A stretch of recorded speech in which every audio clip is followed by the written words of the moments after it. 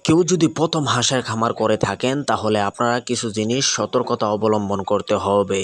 যারা নতুন খামারে আছে তারা কিছু দালাল চক্রের মধ্যে পড়ে যায়, যেই দালাল চক্ররা তাদেরকে ঠকিয়ে দেয়। এমনই একটি প্রতারণার শিকার হয়েছেন মুস্তাকিম মিয়া। সে একটি হাঁসের খামার করেছেন, নতুন হাঁসের খামার। সে অনলাইনে এক জায়গায় যোগাযোগ করেছে যে ভাই আমাকে কিছু চীনা হাঁসের বাচ্চা দেন। তো সেই চীনা হাঁসের বাচ্চা না দিয়ে দেশি হাঁসের বাচ্চা দিয়ে দিয়েছে।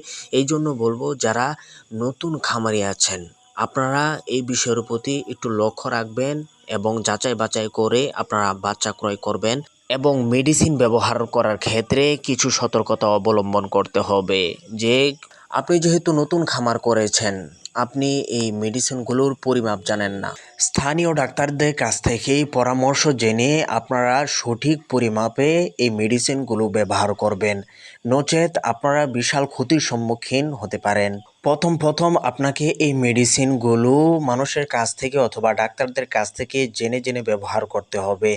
পরবর্তী টাইমে আপনার অভিজ্ঞতা হয়ে যাওয়ার পর আর আপনাকে ডাক্তারের কাছে যেতে হবে না।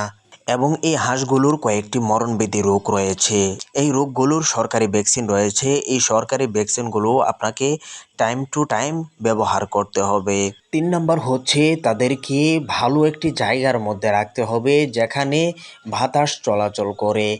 যদি এর ভিতরে বাতাস চলাচল করে তাহলে অ্যামোনিয়া গ্যাস তৈরি হবে না। আর এই অ্যামোনিয়া গ্যাস থেকেই বিভিন্ন ধরনের রোগ ব্যাধিতে আক্রান্ত করে। এই জন্যই খামারটাকে পরিষ্কার পরিচ্ছন্ন রাখতে হবে এবং বাতাস যে চলাচল করে এদিকে লক্ষ্য রাখতে হবে।